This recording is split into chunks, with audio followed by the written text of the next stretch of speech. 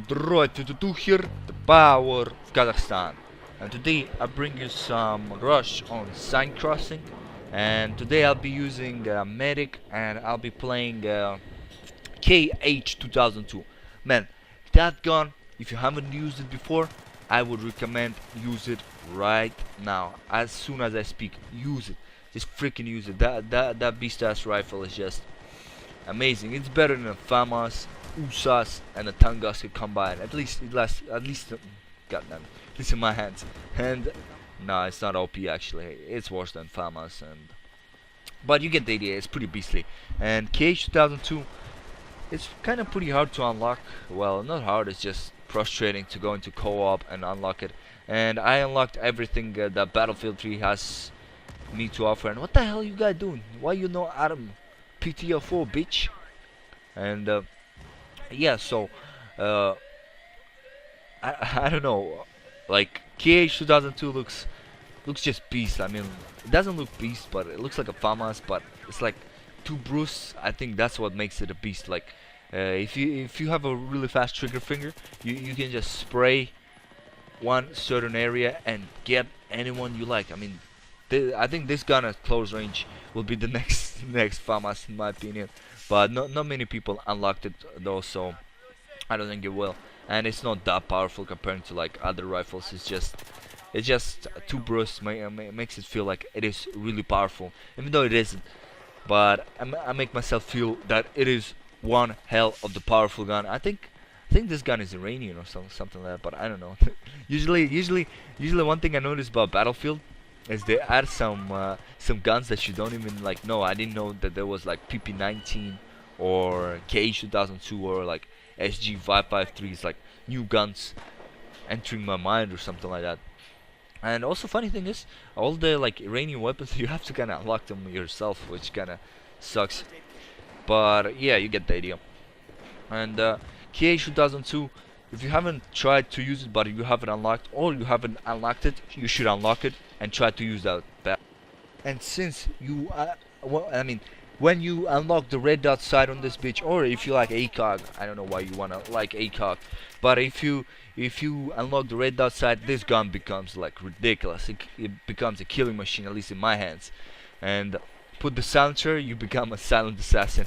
I don't know why, but I always run silencer in Battlefield games because like the maps are big and everyone wants to get a kill, and if you don't have a silencer and you get spotted, they're usually gonna go and wipe you out. That's why I use silencer on any of my guns in Battlefield 3, unless I don't have it unlocked, of course. If I have it unlocked, I will use it right away and kick some ass with it.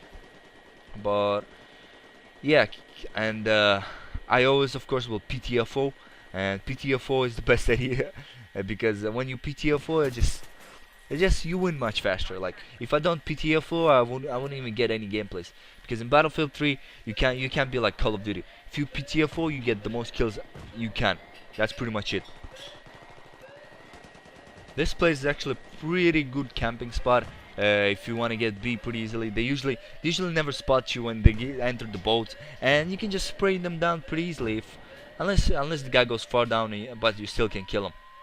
You still can see pretty much good amount of B, and that's always nice. That's why I like to get this objective first, because once we get it, we can make our full force on A, and A is harder to get. And one tactic I want to say is choose if you want to get the easier one first or the harder one first. If you want to get harder one first, then you're gonna lose more tickets in my opinion, and then they can switch to easier one and you can lose. That's why I take the easier one. So oh, this guy freaking chased me. I hate when they do that. Why when no one can just forget me? Like all the good players usually forget you, but I bet that guy just got lucky. I would have killed him if I didn't put the med back. But that's okay. But let's get back into the topic. You should focus like only on one objective, on the harder one, and destroy the easier one, because if you don't destroy easier one at first, it might become the harder one after you destroy the harder one, because I had such games like that. And how the hell did that cat pick? What the hell? Is he glitching or something? I didn't know where that guy was shooting from, so I just said fuck it, run away. But yeah, KH2002, I recommend to use it if you have time for this best ass rifle. It's like you can beast the fire with this weapon. It's just like really easily. It's like made for rape. I mean, like you can kill any noob you like in a range of like 15 meters. It's like one burst, bam bam, or maybe two bursts, they're dead. That's how I like my gun to be. If it is like that, I'll use it. I think it might be OP, but it's not that OP because it's like if you miss your burst, you can still die. You can still die to FAMAS, M16, anything. So it's a bit above the average gun in my opinion. And I don't know today, but it was kind of beast gun for me to the end. One part of the reason why it's so beast is because it virtually has no recoil. It just jumps up for a bit and then it's like tuk tuk. But I never recommend use this one at the long ranges, even though it's a burst fire. It's really hard to long range with this weapon because usually how I long range is I spray like 4 bullets with controlling the recoil. Well, maybe more, maybe like 10 bullets with controlling the recoil. But while with this gun, there's impossible to control the recoil because it's a burst fire and it goes like all the way up, and I cannot control it. And that's why it's more of a close range weapon, even though it advertises maybe itself as a longer range weapon. So I'll use it for the close range. And check this out. This is also another good camping spot.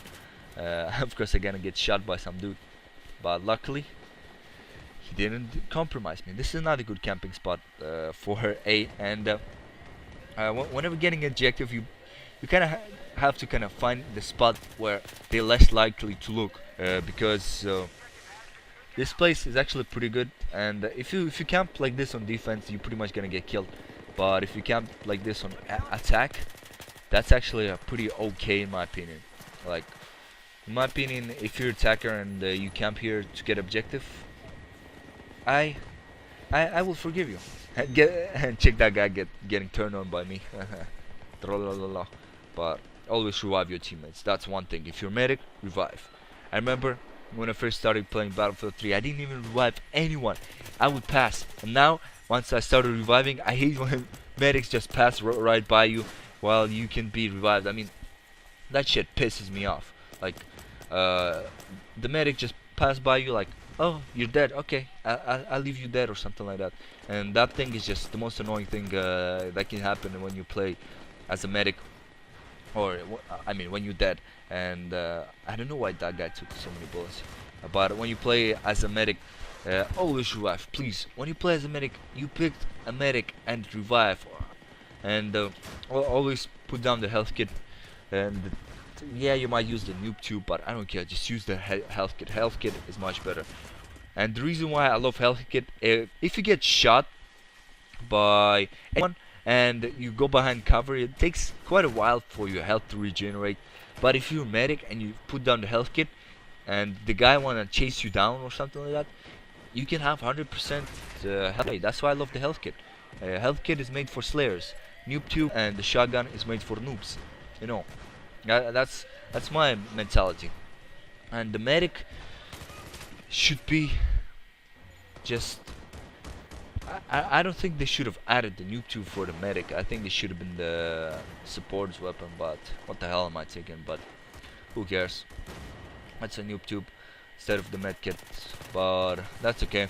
I guess it's not as bad as the USAs.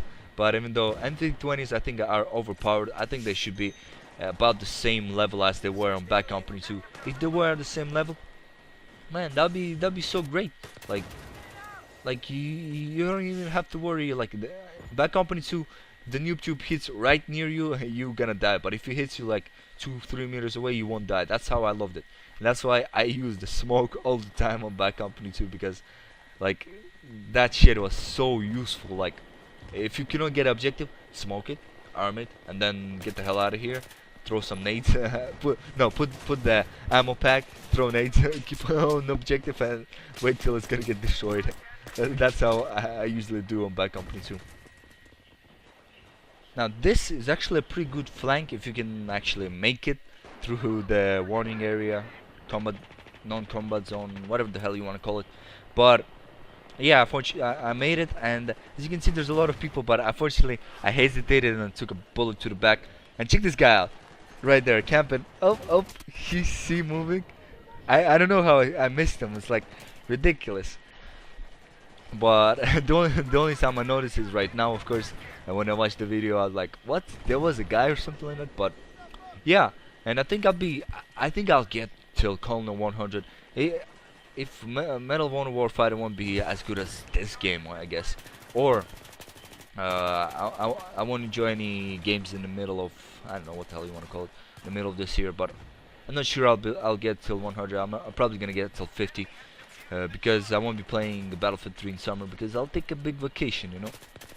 But yeah, and Ghost Recon actually looks pretty promising. But one thing pisses me off is like it took them like freaking. First they say it's gonna be released in like early 2011, then they say it's gonna be released December 2011. Now they say it's gonna be released in April. I hope they're not gonna change the release date again. But oh yeah, the new expansion sounds not too promising. I don't think I'll be posting too much of it because of Conquest Domination. It's basically a team deathmatch with 3 flags, and it is domination, kind of like Call of Duty. And also, it's the only game types you can play as TDM in Conquest Domination. Maybe Squad Rush and the Squad Deathmatch, but I'm not sure. So don't expect me to post too much of that close quarter DLC, but I'll buy it just for the guns, cause guns look kind of great. Like I just want to use the AUG. AUG is my favorite gun in any game. Like I don't know, I just kind of love it. And besides AK-47, that's my favorite gun. I love AK-47 and AK-74 and AK-74. I'm an AK-74U, an AK-108, and AK-971. Nah, just trolling, you know. But I don't know how I didn't kill that guy. As you can see, KH2002 is not really overpowered.